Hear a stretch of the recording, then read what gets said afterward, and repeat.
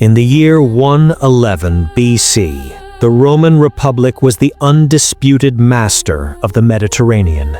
It had crushed Carthage, humbled the Greeks, and dominated the trade routes of the known world. Its legions were invincible, its generals legendary, and its power absolute. To the outside world, Rome was a fortress of iron and discipline.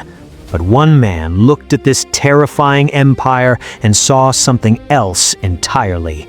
He didn't see a fortress, he saw a marketplace. He didn't see invincible conquerors, he saw greedy politicians waiting for a payout.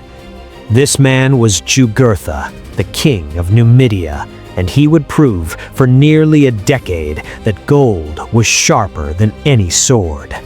While other enemies of Rome fought with elephants, phalanxes, or fleets, Jugurtha fought with a weapon the Romans weren't prepared to defend against: their own corruption. He brought the Republic to its knees, not by destroying its armies, but by buying its soul. As he famously looked back at the eternal city, having walked free from a crime that should have cost him his life, he sneered the words that would haunt the empire for centuries. Rome is a city for sale and doomed to perish if it can find a buyer. This is the story of the man who exposed the rot at the heart of the ancient world. This is the story of Jugurtha. To understand how a North African prince could humiliate the world's greatest superpower, we first have to understand where he came from. Jugurtha was born in Numidia, modern-day Algeria.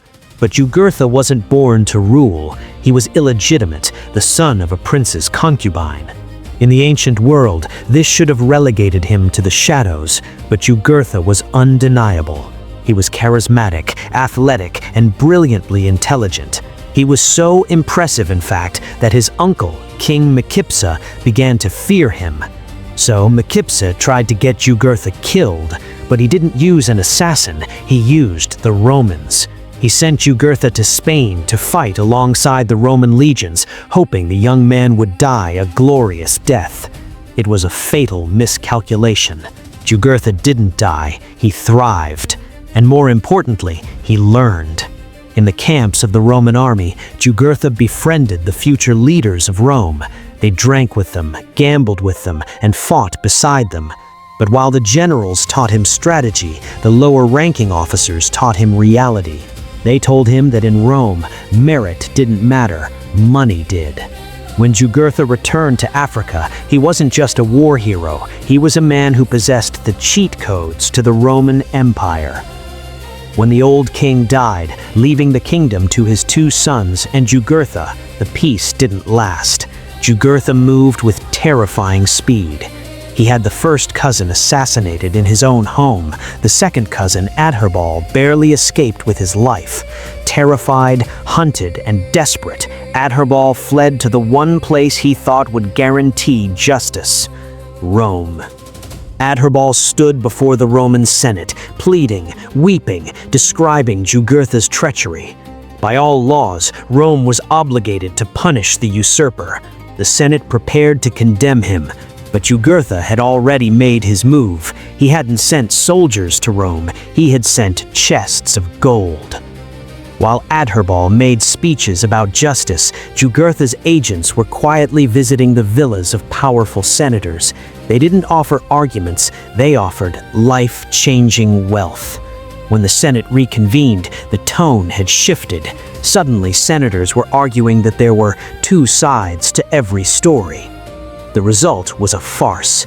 Instead of punishing the murderer, the Senate divided the kingdom. Jugurtha was given the fertile, populous west. Adherbal was left with the eastern deserts. Jugurtha had committed fratricide, and Rome had rewarded him for it. But Jugurtha wasn't satisfied with half a kingdom. He wanted it all. He invaded his cousin's territory and besieged him in the city of Cirta. The siege was brutal. Jugurtha's forces surrounded the walls, cutting off all escape. Inside, the situation was horrific. Supplies dried up, water became more valuable than gold.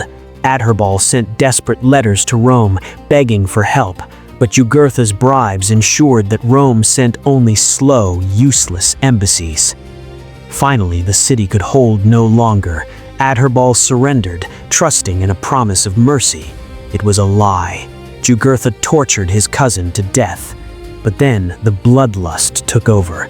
In the chaos of the sack, Jugurtha's troops turned on the city's defenders, many of whom were Italian merchants and Roman citizens. They were slaughtered in the streets. This was the one thing gold couldn't fix. The massacre of Roman citizens could not be ignored. The Senate, reluctantly, was forced to declare war.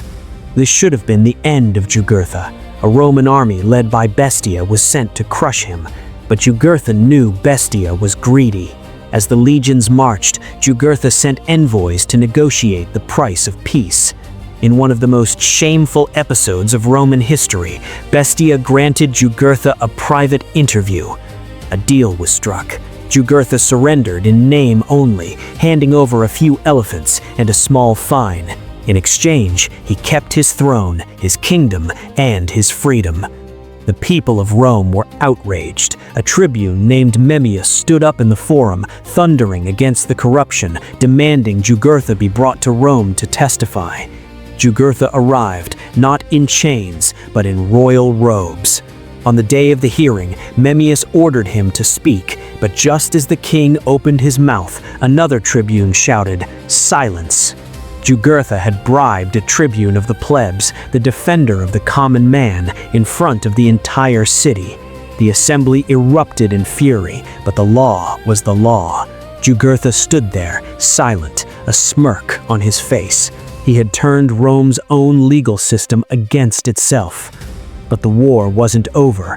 Rome, humiliated, sent another army under Aulus Albinus, and here Jugurtha moved from political genius to military master. He lured Albinus into the desert. He bribed the Roman sentries to leave the camp gates open. His troops swarmed in at night. The Romans didn't just lose, they were shattered. To save their lives, Jugurtha forced the surviving legionaries to pass under the yoke. Imagine the scene. Thousands of Roman soldiers, stripped of their armor, their weapons, and their dignity, forced to crawl in the dirt like cattle beneath a spear held by laughing Numidians. It was a humiliation Rome had not suffered in centuries. Finally, Rome had enough. The Senate turned to a man who couldn't be bought, Metellus. He was stiff, proud, and absolutely incorruptible. For the first time, Jugurtha faced a general who ignored his gold. Jugurtha was forced to fight a guerrilla war, using every inch of the desert to survive. But it took a new kind of Roman to finish the job. Gaius Marius rose to power, reforming the legions and creating a professional army loyal only to him. Marius and his ruthless lieutenant Sulla hunted Jugurtha like a beast. They burned villages, seized strongholds, and stripped away his allies. The king who had bought Rome was now a fugitive in his own land. In the end, it wasn't a Roman sword that took him down, but betrayal. Jugurtha fled to his father-in-law, King Bocchus. He walked into the conference room expecting to negotiate a new alliance to save his kingdom. He saw Bocchus's face, and in that split second, he knew. Sulla stepped out from the shadows. Jugurtha was seized, bound, and dragged away. The master manipulator had finally been outplayed. Jugurtha was brought to Rome, this time in chains. He was paraded through the streets in Marius's triumph, stripped of his finery, mocked by the mob.